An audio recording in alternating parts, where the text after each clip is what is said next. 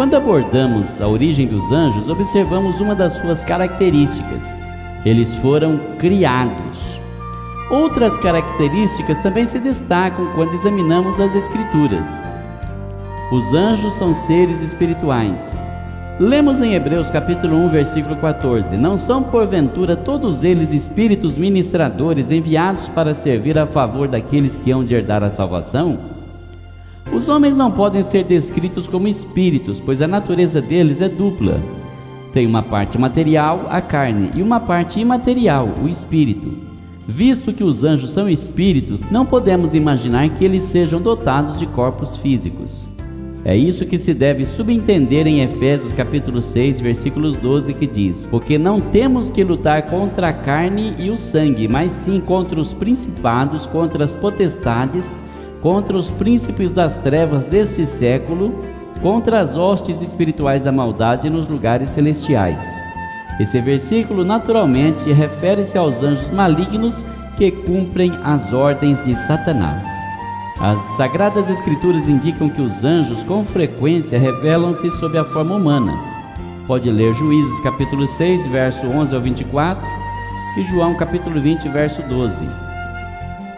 Mas essas aparições incomuns não significam que eles tenham corpos materiais como parte necessária para a existência deles. Antes, eles assumem corpos materiais em certas ocasiões como uma maneira de comunicarem-se com os seres humanos. E visto que eles não têm corpos físicos como uma parte necessária de sua existência, os anjos nada conhecem sobre o crescimento, o envelhecimento ou a morte. Os anjos são seres pessoais.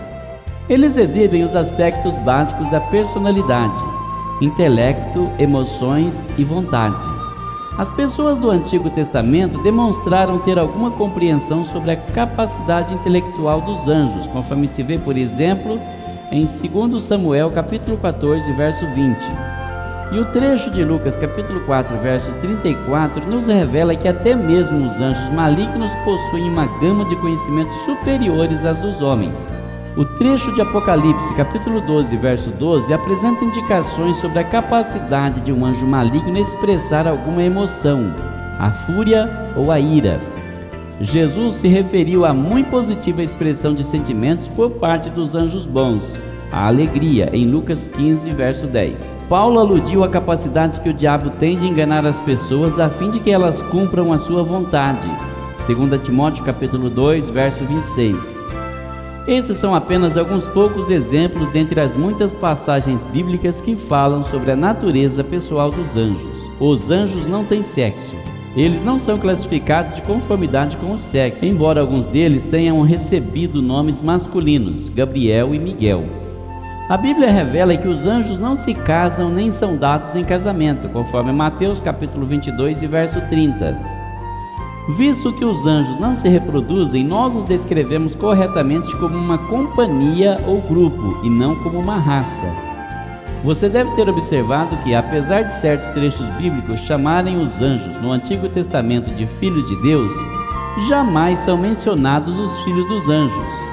Pode ler Jó capítulo 1, verso 6, capítulo 2, verso 1 e capítulo 38, versículo 7. Conforme já pudemos notar, os anjos são possuidores de uma inteligência sobre-humana. A declaração de Jesus dá a entender que essa sabedoria, porém, tem limites. Mateus 24:36 diz assim: Porém daquele dia e hora ninguém sabe, nem os anjos dos céus, nem o Filho, mas unicamente meu Pai. O apóstolo Pedro, ao falar a respeito das glórias vindouras, escreveu: Quais coisas os anjos desejam bem atentar? 1 Pedro capítulo 1, verso 12. O exame bem minucioso dessas características nos leva à conclusão de que o poder dos anjos é enfatizado mais do que qualquer outra de suas características. Pedro observou que os anjos são mais poderosos do que os homens. Leia 2 Pedro capítulo 2, verso 11. O salmista se referiu aos anjos como magníficos em poder, que cumpris as suas ordens, as ordens do Senhor. Salmo 103, verso 20. E Paulo refere-se a eles em 2 Tessalonicenses capítulo 1, versículo 7, como os anjos do seu poder. No caso dos anjos maus, que consideraremos mais tarde, Uma vez mais, o poder é a sua característica mais destacada. João capítulo 12, verso 31. Agora é o juízo deste mundo. Agora será expulso o príncipe deste mundo.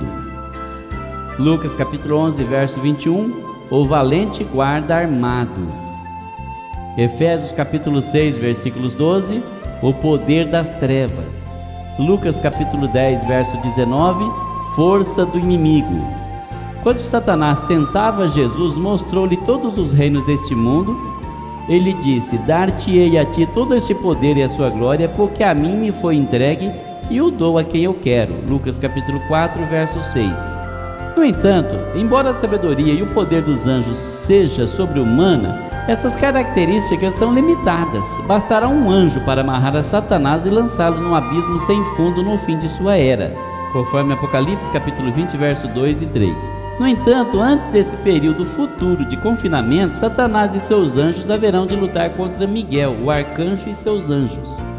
Satanás, porém, será derrotado nessa guerra celestial e será expulso das dimensões celestiais, conforme Apocalipse capítulo 12, versos 7 até o 9. De acordo com o 10º capítulo de Daniel, os anjos bons e os anjos maus estão em conflito a respeito dos povos e das nações.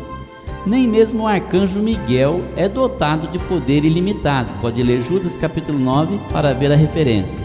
Uma outra evidência da limitação dos anjos vê-se no fato que eles não são onipresentes. Satanás retrucou a pergunta de Deus acerca de suas atividades, afirmando que ele estivera a rodear a terra e passear por ela. Jó capítulo 1, verso 7. Leia também 1 Pedro capítulo 5, verso 8. E certos anjos do Senhor disseram-lhe que nós já andamos pela terra. Zacarias capítulo 1, verso 11.